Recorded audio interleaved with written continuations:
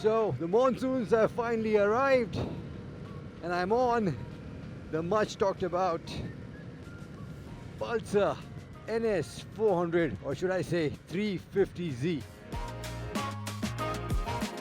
And at the risk of sounding like a broken record, as is the case with most Bajaj motorcycles, which used to be 400cc, this one has also gotten the exact same bore and stroke as every other KTM and Triumph motorcycle that we have reviewed over the past few weeks in the 400cc segment. But I think on the NS400, the hit has been a little bit softer, and that's primarily down to the fact that this was already, I think, 373cc, and now it's 349. So you still get 40.6 PS, 33.2 Newton meters of torque.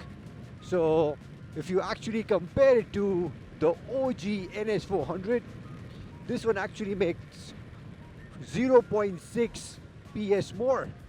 And yes, it has lost out on 1.8 Newton meters of torque.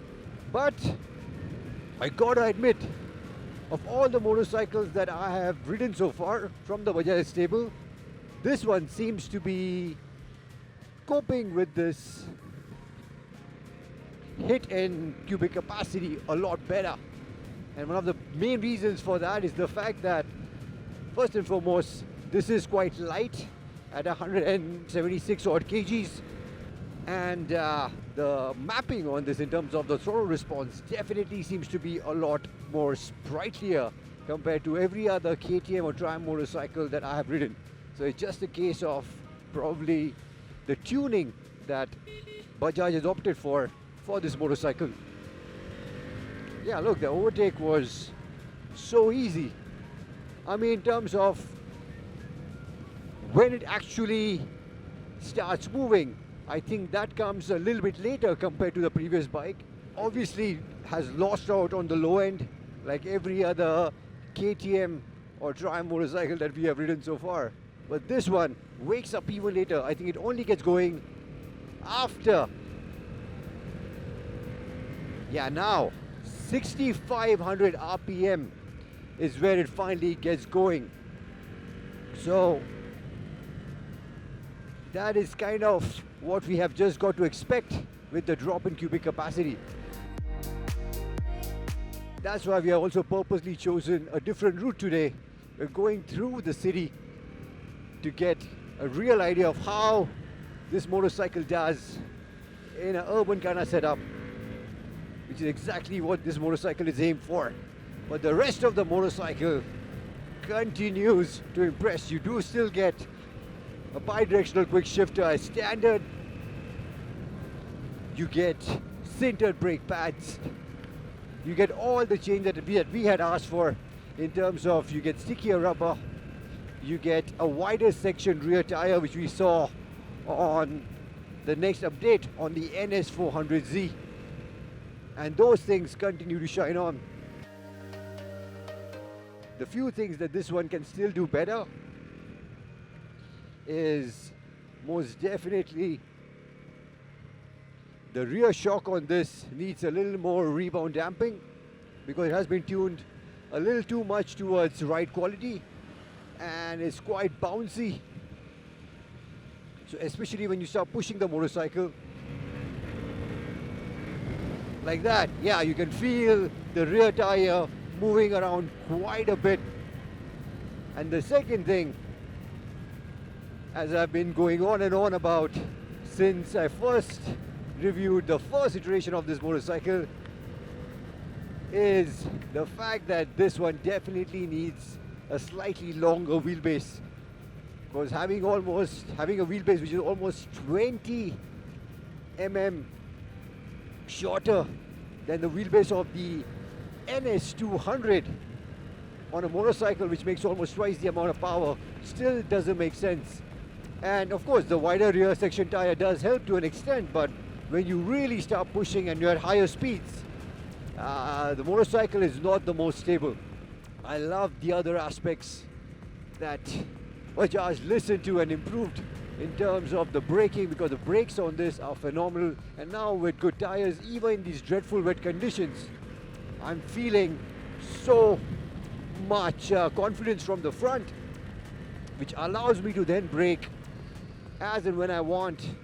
And the brakes are also the right combination of progression and bite. Instill a lot of confidence. I also really love the way this sounds. I think this is possibly, of all the 350s that Bajaj has produced, this is possibly one of the best sounding 350s. As this coarse, rough kind of gruff,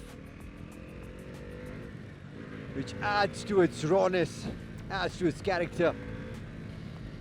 And as you can expect from such a short wheelbase, also in terms of agility. Yeah, this is so sharp, really quick on its feet. And even the bi-directional quick shifter, man, for a simple system that it is, it actually works really well. Not the smoothest of systems, not the slickest of systems, but gets the job done. My only beef with the system is the fact that, again, you can only use it in the sport mode. Bajaj have still not allowed you, given you the option of using the bi-directional quick shifter in any of the other modes, which I really don't get. Because especially when you're riding around in the city, where you would be doing so many gear changes, that is where you would want the convenience. So if you go back a few years and you remember the time when the NS400Z was first launched, it already made a very strong argument in terms of value for your money, the performance that the money offered. And back then, it still put you back by 1.85 lakhs. Motorcycle you see in front of you, yeah, obviously has a smaller engine, but considering that the first gen was a 373 and now this is a 349, the difference is not that much. If anything, you have gained 0.6 of PS compared to the OG NS400Z. Yes, you have lost about 2 Newton meters, but what you have gained is the rest of the bike, which Bajaj updated in the second iteration of the NS400Z, in terms of you get stickier tires, you get sintered brake pads, you get fatter 150 section rear tire, which already fixed a lot of the issues which plague this motorcycle. And this one is 3,000 rupees cheaper than the first iteration of this motorcycle. Yes, it is not perfect. The rear suspension still needs to be fixed. It needs a little more rebound damping. I still feel the wheelbase definitely needs to be a lot longer to make this motorcycle stable at higher speeds. But we also have to acknowledge that now we are talking about, in terms of value for money, I cannot think of any other motorcycle which offers this much value, this much performance for your money. So anyone who is a little bit tight on budget but wants the maximum bang for their buck, the NS400Z in this 350cc Avsar makes the strongest argument it has ever made.